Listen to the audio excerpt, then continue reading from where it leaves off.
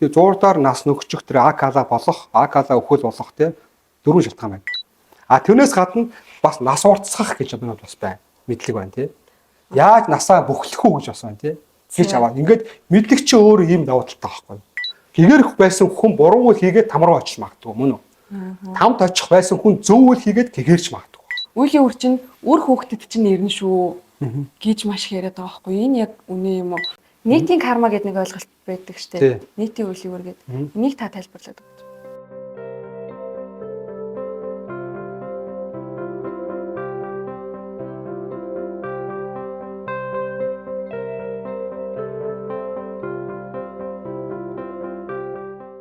Ведийн зурхайг та яг хизэнээс сонирхож суралцаж эхэлсэн юм бэ? Яг яагаад ер нь ведийн зурхайг сонирхох болсон юм бэ? За ведийн зурхайг бол 2005 оноос хойш судалж байгаа. Биш ээ. Тэгээ 5 оноос хойш судалсан. 4-5 оноос хойш судалж байгаа. Одоо үндсэндээ 20 гаруй жил болж шүү дээ.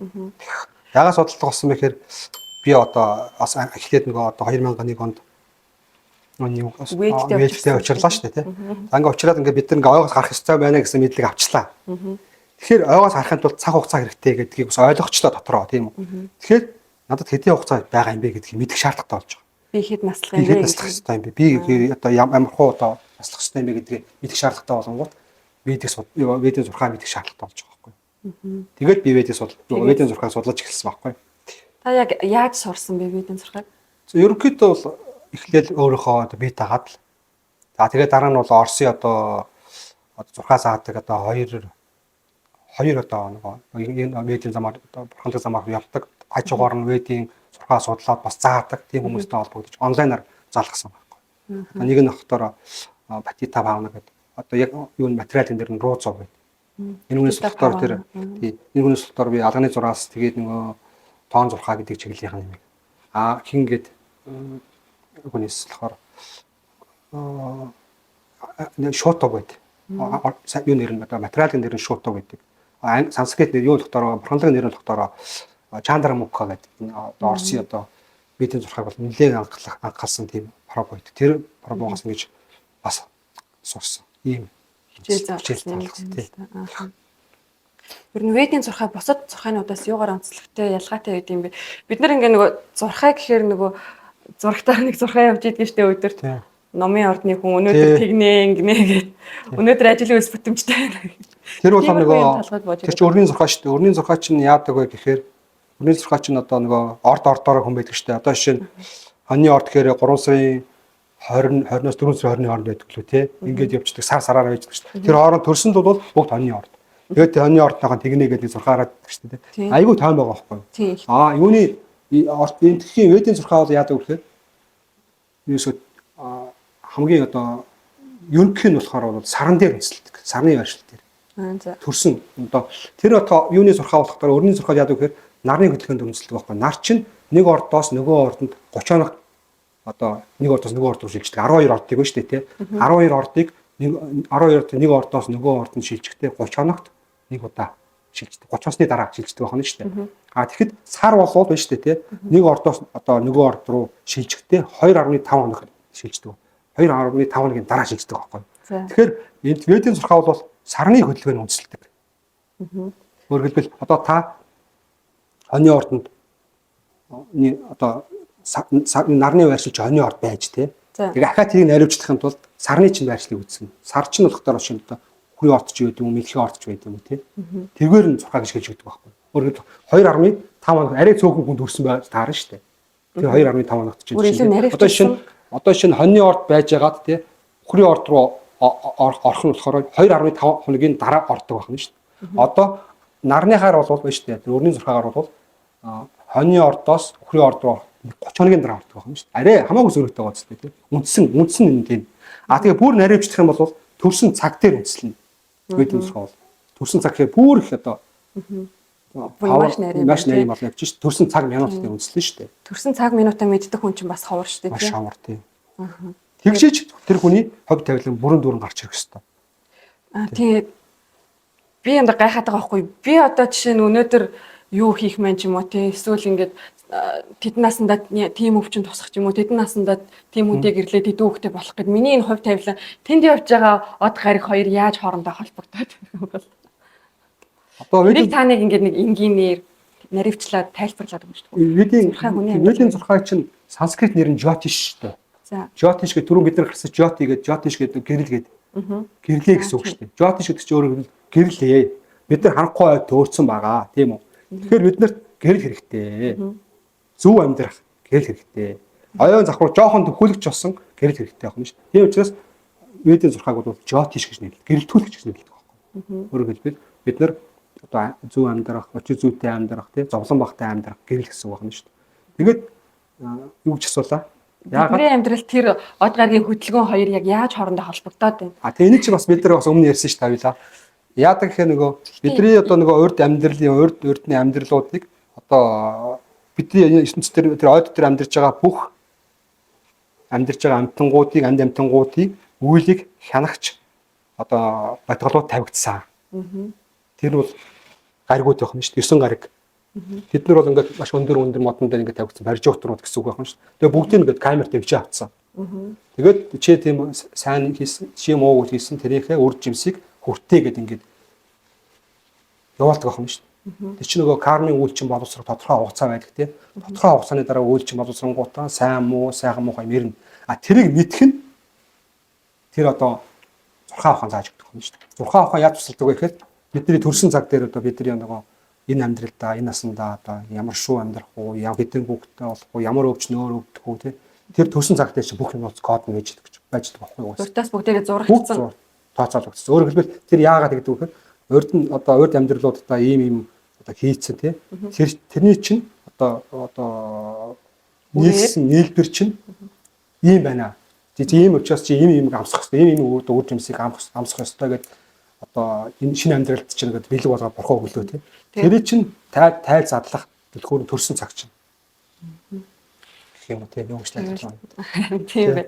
Тэгэл за одоо би 60 наслах байлаа гэхэд чинь тэдэн насандаа эдэн насандаа ингэн тэдэн сарын тэдний өдрийн тэдэн цагт тэгнэ гэд ингээд бүгдээрээ зурагдсан байж идэг. Тэнгөт тэр нь ингээд тэр нэг олон гаригуудын энэ хоорондын хөдөлгөөнөөр ингээд тийм тайлагдаад байл гэсэн үг юм. Тайлагддаг гэсэн. Тэгэхээр ер нь Ведийн зурхаагаар хүн хувь тавилангаа ч юм уу үзүүлэх гэж бодох юм бол хүн эхлээд төрсэн цагаа минутаа мэдэх хэрэгтэй юм байна. Зайлшгүй мэдэх хэрэгтэй. Тийм бол маш дэлгэрэнгүй үнэн зөв гарна гэж л ойлгох юм шүү дээ. Төрсэн цаг минутан дээр чинь өөрийн чинь урд амьдралдаа хэдий хэмжээний буян хийсэн, хэдий хэмжээний нүгэл хийсэн чинь байна л гэсэн үг байна шүү дээ. Нэгсэн доол тийм. Тэгээд тэрнийхээ үр жимсийг амсах одоо тухайн мэдээлж байна гэсэн үг байна шүү дээ. Ерөөсөө зурхаа гэдэг чинь нэгсэн дот гэсэн. Тэгээд зурхаа нэг давуу тал нь юу гэхээр та чи тийм одоо тэгж зовох юм байна тийм. Тэр карьерийн чиглэлтэйгээ нэлээд бүтлгүй явах юм байна. Эсвэл гэр бүлийн амьдрал тийм бүтлгүй юм. Эсвэл гэр бүлийн чинь тийм байх юм ингээд сөрөг мэдээлүүд гарч ирлээ гэж бодоход тэрийг засан сайжруулах тийм зөөлөх арга замыг өгдөгөөр давуу талтай байхгүй. Зурхаа давуу тал. Мэдснээ давуу тал нь. Яг нөгөө цагаагаар мэдээтэй адилхан шүү дээ. Цагаагаар мэдээ маргааш бороо орно гэж хэллээ. Зомдогтой юм уу совтаа гарах. Яг тэрэн шиг л байгаа байхгүй тийм. Зөв. За тэгээ. Одоо ингэж байгаа шүү дээ. Хүний хувь тавилан бүгдээр ингээ урдаас зурагдсан байдаг гэж байгаа шүү дээ, тийм. Тэгэхээр одоо би ингээд 60 жил амьдрах байлаа гэхэд миний 60 жилийн хийх бүх юм ингээ урдаас зурагдсан байдаг юм бол би одоо энэний нөгөө эсрэг тал нь болохоор би өөрөө хувь тавилангийнхаа эзэн. Би өөрийнхөө амьдралыг өөрөө зурнаа гэд нөгөө шал эсрэг тал нагаад шүү дээ, тийм. Нөгөө тал нь болохоор чиний бүх амьдрал чинь урдаас зурагдсан. Зурагдсан байдаг, тийм. Одоо шинэ одоо 60 муу 70 80 муу наслахаар байлаа гэж бодъё л та тийм. Зурагдсан байдаг юм уу эсвэл хүн сонголт байдаг юм уу? Зурагдсан байгаа. 80 наслах, 70 наслах. Одоо 80 наслах байлаа гэж бодъё л та тийм. Тэгтээ мэдлэггүй харанхуйгаас болж тэрнээс наан өөхөх магадлал байгаа. За. Энийг бол акала гэж хэлдэг. Акала өхөл гэж. Акала мэричүү гэж хэлдэг байхгүй. Өөрөөр хэлбэл цагаасаа өмнө нас нөхч нэг монголчууд насны завчаа гэж хэлдэг. Тэгээд тэр нь яагаад тэгдэг вэ гэхээр нөгөөх л мэдлэггүйгээсээ болоод мунхгаасаа болоод бид нар цагаас өмнөчдөг байхгүй. Юус. Тийм учраас мэдлэг гэдэг чинь ийм чухал. Мэдлэг чинь бол зөв амьдрах, зовлонгүй амьдрах, насаан гүйцэж амьдрах, өвчин зовлон багтай амьдрах байгаа байхгүй. Мэдлэг ийм давуу тал нь. Тэгэхээр мэдлэггүй улмаасаа хүмүүс буруу амьдраад тэгээд цагаасаа өмнө өгч магталтай. Аюултай. Тэгээ би өмнө бас ярилаагүй л. Одоо нэг зуурдаар өгөх дөрвөн үндсэн шалтгаан байдгаа гэх тээ. Яриагүй. Тэр тухай хэлье. Тэгээ зуурдаар нас нөгчих тэр акала болох, акала өхөл болох тээ дөрвөн шалтгаан байна. Нэгдүгээрх нь болохоор юу байдаг вэ гэхээр хамгийн нэгдүгээрх нь маш их нүгэл үлдэх. Ерөөсөө энэ бид нэр ойд азаргалтай л амьдрах хэрэгтэй тий. Тийм учраас би хэнийг чаалж болно, хэнийг дээрэмдж болно, юу ч хийж болно гэж мэдлэхгүй болмоос одоо сайн өөрийнх нь боцноороо ажил үйлдэл хийх тий. Энэ бол нөгөө нүглийн чинь сав дүүрээд асгараад хөлт ирэх нэг шалтгаан болох гэж байна. Цагаас өмнө 80 наслах байж байгаа 40-тэй 30-тайд нас орох магадaltaй. За.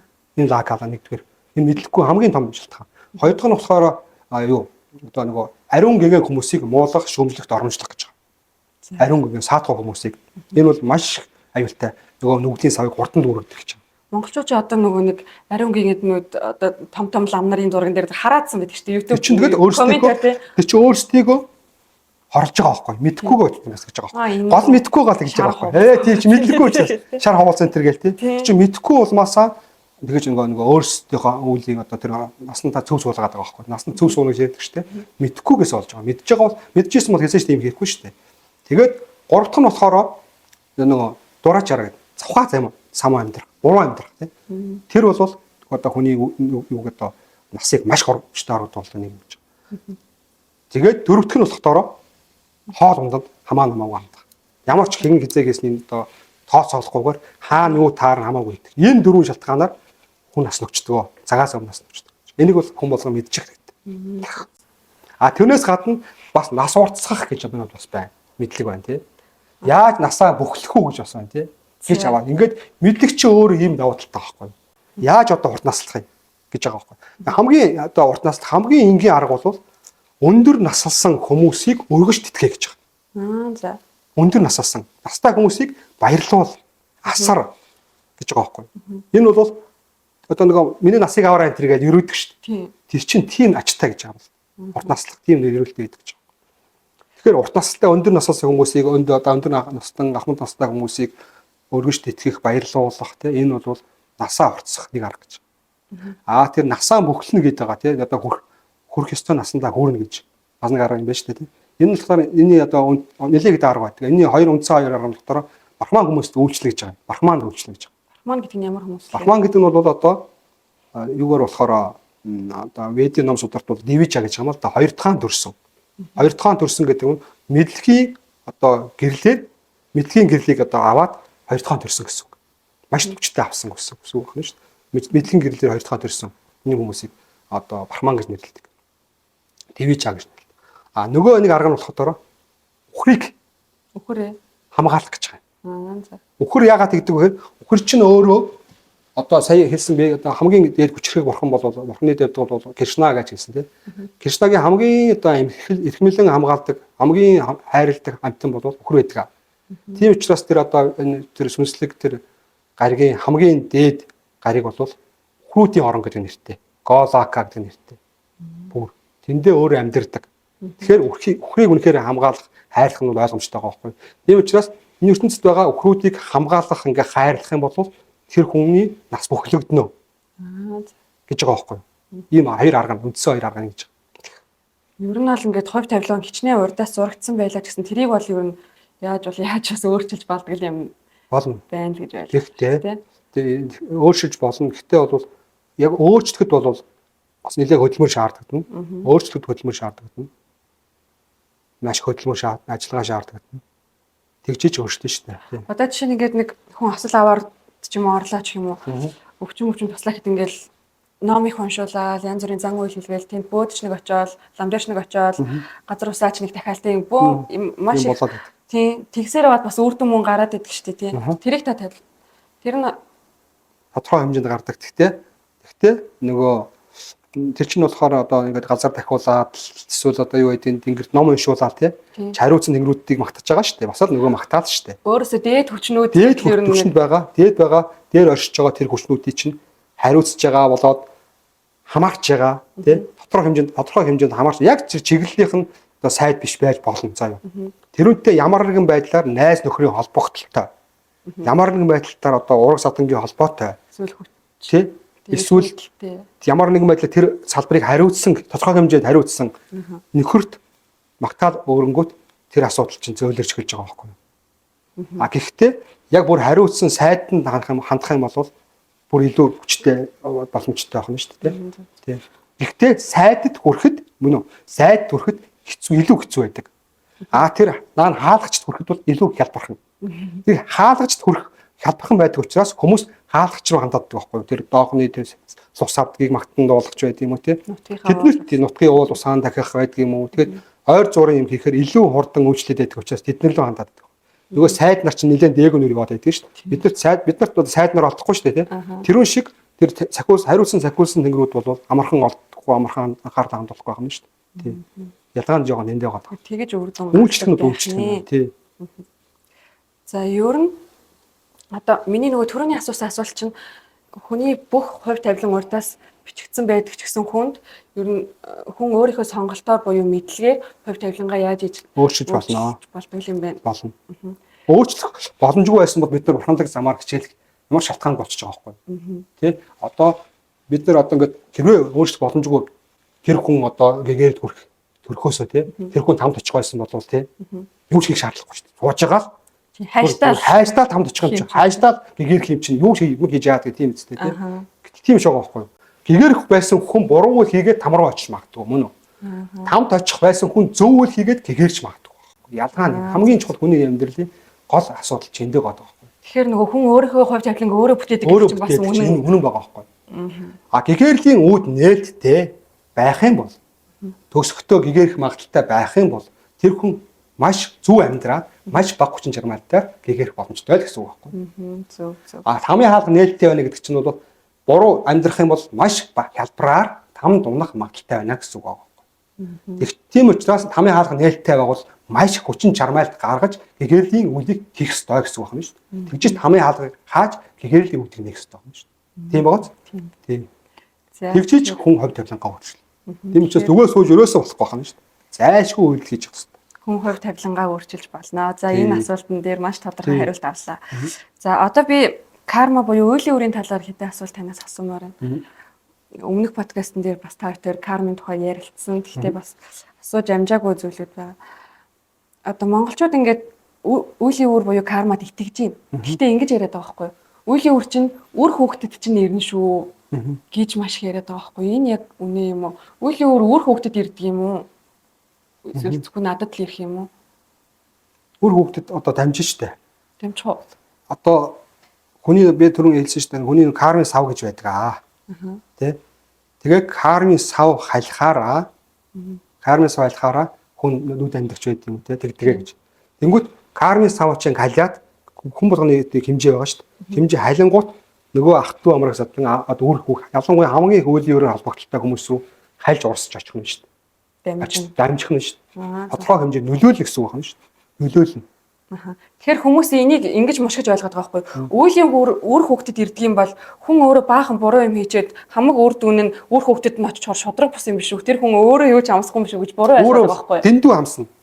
Өөрөө бол дэндүү үр дүнгийн амсна. Дахиад нэмэх нь үр хүүхд нь амсна. Аав ээж нь амсна. Тэр чинь үеийн үрийн холбоотой учраас амсаж байгаа байхгүй. Тэр байтугай одоо тэр нөгөө ариун гэгээ хүнийг шүүмжлэх юм бол те доромжлох юм бол байна шүү дээ те. Нөгөө өвөг дээдс нь тэрнийх нь хариуцлагыг хүлээн гэж байгаа шүү дээ. Өвөг дээдс нь бүгд там руу гэж байгаа байхгүй. Ягаад тэгэхээр тийм хариуцлагагүй үр хүүхдийг төрүүлсэн учраас хариуцлагыг тэр өвөг дээдс хүлээх ёстой. Тийм зөв хүмүүжүүлээг байна үр хүүхдээ. Аавын ахыг чинь аавынхны аавыг өвөг те зөв хүмүүжүүлээг учраас тийм үр удам одоо ариун гэгээ хүнийг доромжлох тийм одоо хэмжээний буруу хүүхдийг бий болгосон учраас аав ээж бүгд дуудагдаж байгаа. Хамт дуудагдаж байгаа. Тийм аюултай байгаа байхгүй. Бүр 14 үеийн 20 үеийн хүртэл дуудагддаг гэж байдаг байхгүй. Номсуудаар. Тийм өөрөөсөө тийш. Тийм аюултай. Ер нь хүнийг доромжлох чинь бас л том үр дагавартай үйл юм биш үү тий. Манай монголчууд ч ер нь их хэмжээ ялангуяа энэ сошиал медиа хөгжөөд гисэн юм уу энэ комментэр бол бүр нүүр царайг харагдахгүй болох гэдэг юм бас л их тэр чинь хамжаарахгүй болчихжээ. Тэр чинь нөгөө мэдлэггүйсээ болоод байгаа юм л хамгийн аюултай нь гол нь зөв мэдлэггүй учраас зөв мэдлэг чихэндийн сонсогдоогүй нүдэнд нь харагдаагүй учраас тэд нэр санаан зургаараа нөгөө санаан дургаараа нөгөө үйл хийнэ гэдэг чинь болоод байгаа байхгүй. Тий. Миний Чи нөгөө буруу нас цөвддөг дөрвөн шалтгааны нэг нь болоод чиж штэ. Тий. Хүү ер нэг л юмыг ойлгох хэрэгтэй. Юу биетээр үйл хийсэн ч бай, ам хэлээрээ үйл хийсэн ч бай, комментээр юм бичсэн ч бай, үйлдэл хийсэн л бол тэр юм чинь эргээд үзүүлж дандаа хариуцлага тооцоодож байдаг. Асан л эргээд орно шүү. Хийсэн, ярьсан, бичсэн бүх юм чинь хяналтанд явж байгаа гэдгийг ойлгох хэрэгтэй байхгүй. Тэрийг бол одоо онлайн ертөнцийг бол дуурайг хэмжээдэг гэж байдаг шүү дээ. Дуурайг авахын тэнгэр чинь одоо материал ертөнцийг хяндаг том одоо авахын тэнгэр шүү дээ, тий. Энэ тэгэхээр таны бичиж байгаа, хэлж байгаа, таны цаавар нуугдж байгаа хэлсэн ч байдаг юм уу, тий. Бүх юм чинь хяналтанд байж байгаа юм шүү дээ, тий. Үлийн үрээс юуг ч нуух арга байхгүй, тий. За. Та түрүү нөгөө үлийн үрийн холбогдолтой хүмүүс гэж хэлсэн шүү дээ. Тэгээд таны сая ярианаас ер нь цусан төрлийн холбоотой хүмүүс үлийн үрээрээ холбогдчих юм байна гэж ойлгох тийм. Ер нь бол. Тэгээд ойлгочих болох юм байна тий. Тэгээд ойлгох болно ер нь. Ялангуяа үйл өрөөр ойрхон холбогдсон. Одоо яг одоо төрсөн үр хүүхэд байж юм, төрсөн аав ээж байт юм уу, ах トゥ нар яг төрсөн тий. Бид нар бүр илүү хүчтэй холбогдно. Холбогдсноо жоохон судалгаад явчих нь шүү дээ. Тий гэж ойлгосон. За тэгэхээр үйл өрийг уг нь ингэж ойлгож ирсэн байхгүй юу? Надад миний хийсэн үйл зөвхөн надад ирнэ гэж ойлгоод байгаа шүү дээ. Тэгсэн чинь ингээ карма бас дамждаг. Тодорхой хэмжээний дамждаг. За карма дамжих ер нь яг ямар арга замууд байдгийг би одоо чинь ингэж сонсч байсан байхгүй юу? Одоо эрэгтэй эмэгтэй хоёр хүн нөгөө вэд дээр гардаг шүү дээ. Эрэгтэй эмэгтэй хоёр хүн бэлгийн харилцаанд орлоо гэхэд эрэгтэй нь тэр эмэгтэйхээ үеийн үрийн хэдэн хувийн нөлөө 75% авдаг гэж байгаа байхгүй тий. Ингээд зүгээр ингээд нэг удаа бэлгийн харилцаанд орсноороо ингээд үеийн үр дамжчихж шүү дээ тий. Яг иймэрхүү үеийн үр дамж ямар. Тэгээд тийм учраас л тэр одоо нас цөвдөх дөрвөн шалтгааны нэг нь тэр дураачаараа гэдэг нөгөө завхай замаа амьдрах. Завхаа ингээд олон хүнтэй тэр буруу амьдрал, буруу харилцааныг ороод байх юм бол цагаас өмнө олон хүний муу үеийг хураагаад өөртөө аваад тэгээд эрт цагаас өмнөөс нөхчгөн шүү, өмнөөс нөхчгөн шүү. Тийм буруу амьдрал. Тэр чинь нөгөө жаргал цэнгэж ингэж бодоод яваад байдаг. Гэтэл цаанаа нас нь байгасаа явж чаддаг байх юм шүү. Энийг л сайн ойлгох хэрэгтэй. Нарийн төвшөндөө тийм бүлүүн төвшөндөө ч гэсэн бас зөндөл өөр дагавар байгаа шүү дээ. Зөндөө байгаа шүү дээ. Өвчин зовлонгоос хавлаа тийм. За өөр ямар тийм карма дамжих аргууд байт юм бол би бас ингэж сонсч ирсэн нөгөө хүний эдсэн хоолны үлдэгдлийг шүлсээр үлийн үр дамждаг гэж тэр үнэн үү? Үнэн шүү дээ. Шүлсээр хоолны үлдэгдлээр. За хоолны үлдэгдлэр. Хоолны одоо муу одоо нүүлэгтэй хүний хоолны үлдэгдлийг итгэхэд тэр хүний хоолноос тэр хүний карма өөртөө авчвал авна гэсэн тодорхой хэмжээ. Муу үлээс авна гэсэн. Харин нөгөө эсрэгээсээ тий ариун гэгээн хүний хоолны үлдэгдлээс итгэхэд маш хэмжээгээр хариуцдаг. Маш том ялгаа байгаа. Энийг сайн ойлгох хэрэгтэй. Хоол өөрөөр хэлбэл хоолнд түрүүний хэлсэн чинь нөгөө буруу хоол идэт байх юм бол наснаас өмнө нөхчнөө гэдэг чинь бас холбогдолтой болчихж байгаа байхгүй. Хоол чинь өөрөө тийм аюултай үр дагавартай. Хоолнд хүний идж байгаа хүний ухамсар маш хүчтэй шингэдэг. Хийсэн хүний ухамсар шингэхээс гадна идж байгаа хүний ухамсар илүү хүчтэй шингэдэг байна шүү дээ. Тийм байгаа үү? Тий. Тэнгүүт тэр нөгөө идж байгаа хүн чинь муухан хүн байх юм бол тэр хоолны үлдэгдэл чинь биднийг хорлдог байна. Тэр ариун гэгээн хүний хоол бидний үлдэгдэл юм гэх юм. Бидний маш хэмжээгээр хариуцдаг гэж байгаа. Тэр өөр шүлсэндээ ч учир биш юм биш үү? Шүлсэндээ ч биш.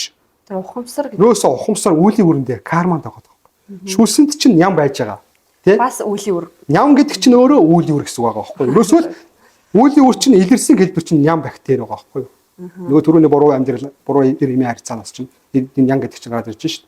Тэгэхээр одоо бас ингэж яадаг штэ. Хүмүүс ингээ голдоо дундаа хоол захиалчаад ингээ тал талаасаа халбутаас ирээдээд ингээ идэж байгаа штэ тий.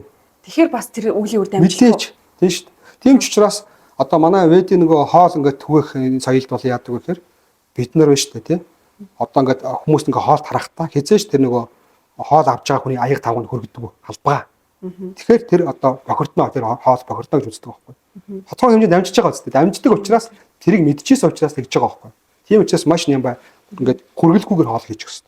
Зарим хүмүүс энийг бол шидэж хийж өгч яана гэдэг. Нохоонд хоол хийж өгч байгаа биш тийм. Энд чинь биш. Тэр чинь тэрс хүний кармагийн одоо нарийн тийм одоо урвал явагдаж байгаа учраас маш болгоомжтой дамжуулж тарааж өгдөг байхгүй.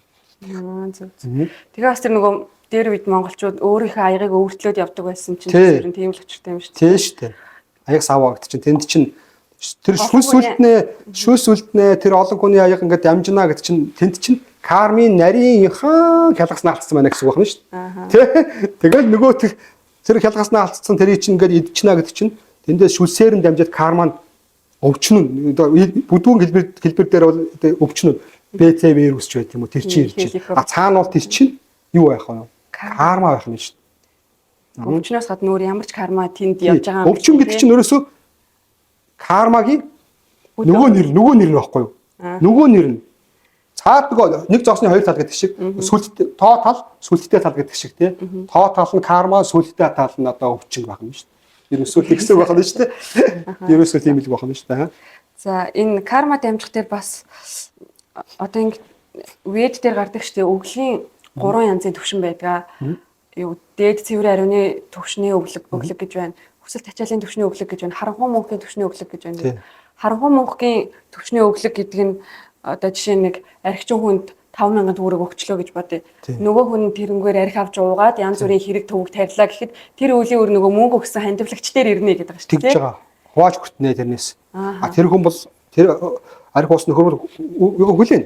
Тэгтээ бол тэрний үндсийг тавьсан архи уус нөхцийг бүрдүүлж өгсөн нөхөр бол хамгийн түрүүн үйл өөрийн хамгийн том авах шалтгаан болж штэ. Үйл өөрийг авах нь штэ. Тэр муу үйл өөрийнх нь үр дагаврыг тий. Тэг ямар ч одоо бүр муугар ботход явж байгаад амтаа алчлаа гэж ботход нөгөө хүн чинь амтаа алчлаа гэж ботход тэрний чинь үр дагаврыг авах штэ. Тэрнийг хувааж авах нь штэ. Хавааж авах. Тийм учраас Ведэд бол нөгөө өглөг өгөхдөө 3 одоо хүчин зүйлийг харгац үзчихэж өглөг өгөх хэрэгтэй гэж байгаа байхгүй юу? За. Кала тишэ патра гэж. За тэр. Цаг хугацаа тэгээ орон зай тэгээд нөгөө өглөг авах хүн гэж байгаа байхгүй юу?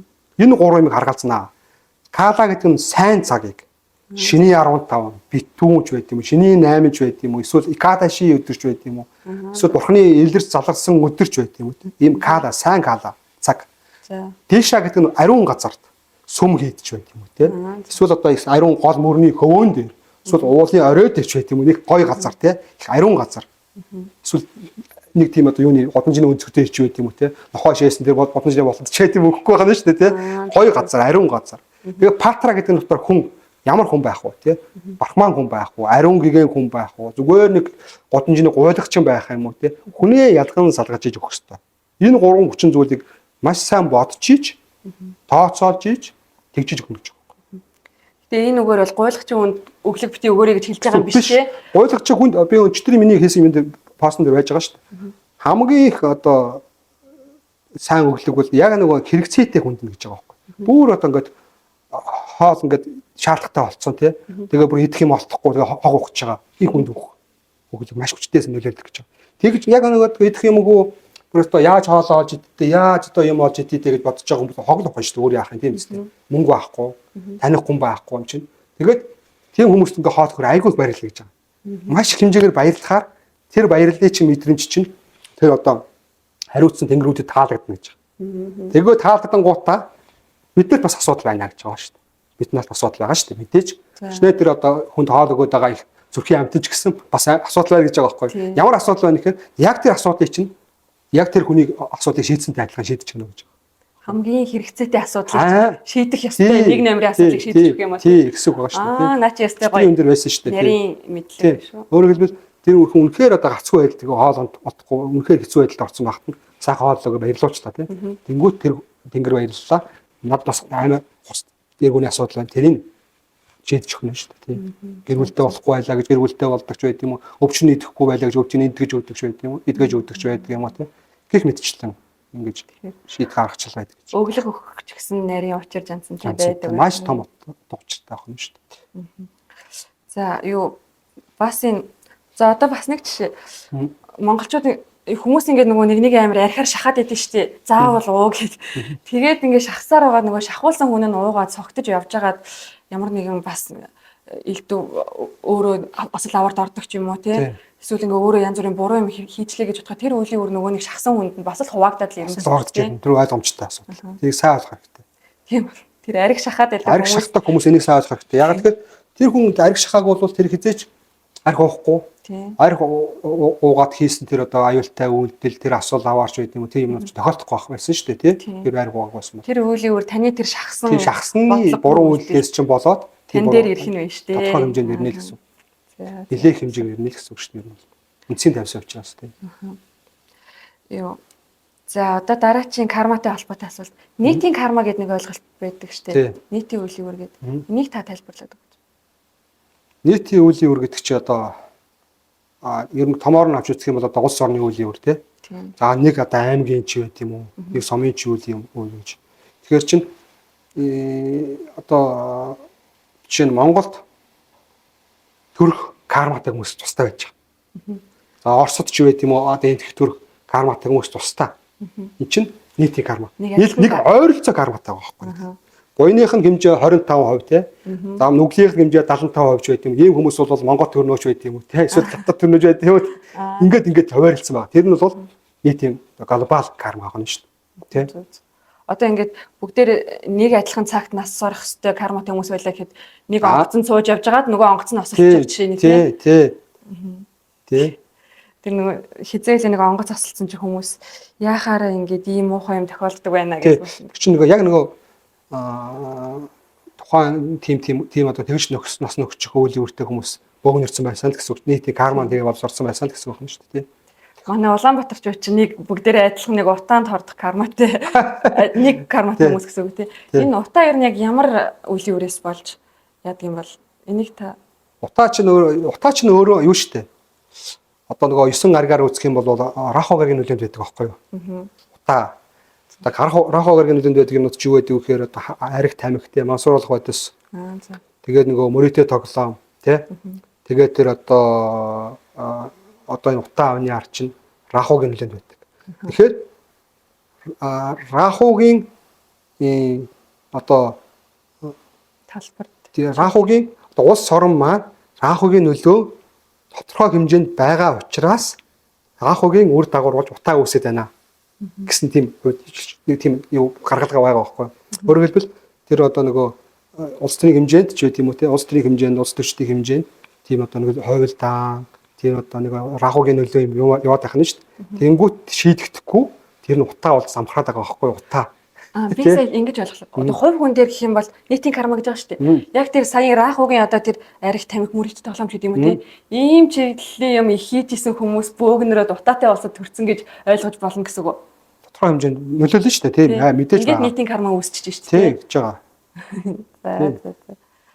Тэгэхээр нийтийн карма шалтгаангүйгээр төрнө гэж байхгүй шүү дээ. Тодорхой хэмжээний шалтгаан байгаа учраас л төрөөд л байгаа юм л та. Тэгээд Монголд очиод өөр хүйтэн уур амьсгалтай оронд бол тийм хөндөр уянтай хүмүүс төрдгөө гэж байгаа юм л та бас. Тий. Яг материалын талаас бол. Гэхдээ бас бурханлаг талаас бас тийм биш. Бурханлаг талаас бас сайн карматай монголчууд чинь. Бурханлаг талаас их бүр нэг олон мянган нэг тийм бурханлаг өв байгаад байгаа байхгүй өв байгаад байгаа. Тэр бол бидний тус баханд шингэсэн юм дээр бурханлаг юм хүлээж авах чадвар бол байгаад байгаа байхгүй. Гэхдээ материалын юм нь материалын талаас бол бага байгаа байхгүй. Тийм манайх чинь хөгжилтэй орн. Тийм хөгжилтэй орн биш шүү дээ. Тий. Тэгэхээр бид нар бол бас нэг тодорхой хэмжээний карма үлдсэн болол Монгол төрж байгаа. Бид нар Швейцарт юм уу, Норвегт юм уу төрчих болох л байсан тий. Монгол төрнөө гэдэг чинь юу гэж байгаа юм л та. Монгол тий. Тэгтээ Монгол төрхтөө бол одоо бурханлаг замаар ингээд замнахаар ингээд төрсөн хүмүүсийг зурхайг харахаар байна шүү дээ. Нөгөө шийтгэгдсэн хүмүүс байдаг аахгүй шийтгэх юм уу шийтгэгдсэн хүмүүс юм л та ер нь бол номтой газраас хол төрөх тийм шийтгэлтэй хүмүүс байдаг аахгүй өөрөөр алдсгээс хүмүүс хариун гингээ хүмүүст алдсч юм уу ном сударт алдс гэх юм уу тийм алдсгээс хүмүүс гин төрсөн байдаг аахгүй ихтэй түрүүний хэлгээ нөгөө доромжилсан ч гэдэг юм доромжилсан ямар нэг ариун гингээ хүмүүст алдсан тэгэхээр ийм шашин номоос хол газар төрдөг хүйтэн газар төрдөг байх нь тийм байдаг шүү дээ ер нь бол тэрийг бол за яхаа ерөнхийд нэг гэлэхэд тийм байгаад байгаа байхгүй. Тэрийг яаж мэддэг вэ гэхээр бас өмнө ярьж байгаа бархасууд гарыг одоо нэг ямар нэг байдлаар раху гаргийн ч юм уу эсвэл санчир гаргийн ч байт юм уу одоо ангар гаргийн нөлөө нэг орцсон байх юм бол тухайн хүний төөргөн дээр те энэ одоо нөлөө орцсон байх юм бол энэ хүн урд амьдралдаа ариун гингийн хүнд алдсгийсэн байна. Одоо алам урагч байт юм уу номын багш тааж байт юм уу те бархман хүнд ч байт юм алдсгийсэн байна гэж ойлгодог байхгүй. Тэгээд тэр хүн тэрний шийтгэлт нь номоос хол газар төрдөг. Тэр кармагаа засах ямар арга байдаг юм бэ? За тэгэхээр одоо бид нар одоо ингээ ойгоос гарах гэгээр тий тэгээд бас зовлон багтай амьдрах ингээд хоёр зарлага ба шүү дээ. Материалын байдлаар бас боломжийн амьдрчмаар байна тий эд материалаа дотоодохгүй шиг өвчин зовлонгүй шиг тий тэгээд дээрээс нь параллел нь яах хэвээр ойгоос гарах хэвээр. Тэхийн тулд бид нар одоо тэр зурхаан одоо арга замыг хэрэглэх хэрэгтэй. Хэрэглүүл илүү их одоо зовлон багтаа явах боломжтой байдаг байхгүй. Тэгэхээр үндсэн одоо бурханлаг замд одоо гол саад болдог. Эсвэл нөгөө талаас гол тус болдог гариг бол сая хэлсэн гөрөө буюу орхос гариг. Хамгийн гол гариг. Энэ бол хүнд одоо зөв байралтай сайн байх юм бол зовлон багтаагаар гэвэл болдог байхгүй юу. А нөгөө тэр арахуу гаригч байт юм уу, санчир гариг одоо кето ангараг мангараг ингээд нөлөөлчих юм бол нэгэн бас зүдэрчиж гэгэлийг болдог. А нөгөө талаас материалын байдал дээр өвдөх, ажил төрөлгүй байх, тий, орлого мөнгөгүй байх. Энийг хариуцдаг гол гариг чинь санчир гариг, сатурн. Хамгийн хатуу гариг. Хамгийн хатуу гариг. Тий. Энэ хоёр гаригийг л ерөнхийд нь одоо баланслуулаад эвтэйхэн байлгах юм бол материалын байдлаараач гайгүй, бурханлаг байдлаач гайгүй гараад явах боломжтой байдаг байна.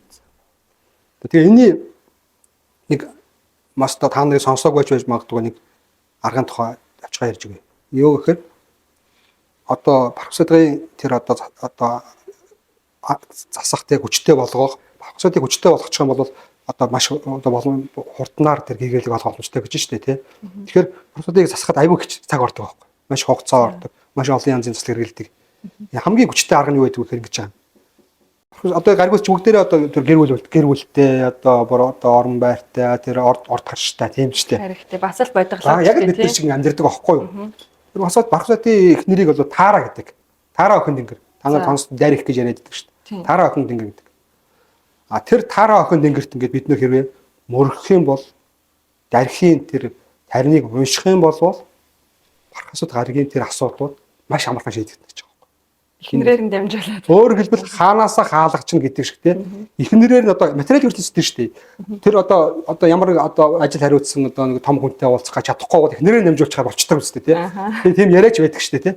Тэгэхээр эхнэр чинь угаасаа зөөлөн тийм. Эмэгтэй хүн чинь зөөлөн шүү дээ. Харьцангуй хурдан залбирал юм хүлээж авна. Тэнгүүт Тарагийн тариныг унших ч юм уу Тарагийн мантра одоо монголчууд бол ногоон дээрх цагаан дээрхийг уншаад гэгэрэл амархан хүрдэг мөрдөг гэж яриад байдаг шүү дээ. Зовлонгоос хэтлэгдэг мэтлэгдэг. Энд чинь цаанаа айгүй судалгаатай байгаа байхгүй юу? Мэдчихсэн байгаа. Таарад ингээ мөрөхөд монголчууд гэгэрэл рүү тий ангижрал руу тэр одоо зовлонгоос салах боломж их өндөр болдог гэдгийг бол ногоон цагаан дээрхэд мөрөхөөр гэдгийг ойлгож ирсэн байгаа байхгүй юу? Нөгөө талд санчиргийн асуудал байна шүү дээ тий. Санчирийн асуудлыг яа шийдэх вэ гэхээр санчирийн асуудлыг бол дуурга охин ингээ. Кайли охин ингээ шүү дээ. Кайлид мөрөхөд кайлим охин ингээд одоо баярлуулаад ингээд тарныг нэмждэг ч үед юм ингээд өөрөхөд санчирийн асуудал амархан шийдэгдэж байгаа. Санчирийн асуудал тэгж амархан шийдэгддэг. Маш их цаг ордог байхгүй. Маш хүчин чармайлтай ордог. Гэтэл ганцхан кайлид мөрөхөд тэр асуудал бүх шийдэгдэж байгаа. Сонирхолтой байна. Тэгэхээр одоо ингээд интернетээс дуургагийн мантра гэж хайгаал уншиж болно гэсэн үг. Тэгтээ бас болох. Бас тэнд чинь бас янз янзын бас нэг сонгох, мантрагээ сонгох болохгүй үзэх юм зөндөө байдаг. Болохгүй тарин унших юм бол бас болтгоо байхгүй юу. Тэгэхээр бас нэлээд судалж ич яахгүй болохгүй тийм. Гэхдээ бүх хүн уншиж болдог юм байгаа. Стотра гэдэг. Тийм юм дэгэр бүх хүн уншиж бол. Мантраг уншихдаа нэлээд сонгож уншдаг. Тэгэхгүй бол үр хүүхдийг хөнөөдөг тийм. Аав ээж амрагсаад ингэ хөнөөдөг. Буруу одоо үетэй одоо мантраг унших юм бол болтгоо. Айгүйх сонгож нэлээд тооцоолж ич мантраг сонгот. Мантраг бол хамаагүй уншиж.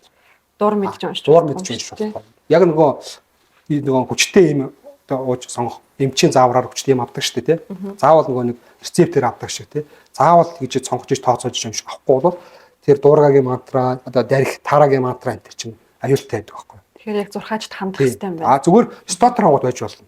Одоо дуургагийн стотор байж, кайли стотор байж болно. Тарагийн стотор аваад тэдрийг бол хинч уншиж болно. Бүгднүүлээ тий. Интернетээс стотра гэж хайгаад тий. Тарагийн стотор гэж хайгаад байгаа. Бүгд гараад тий. Миний мэдхээр Нэрсимга Кавачи стотра гэдэг үү тий. Байдаг тий.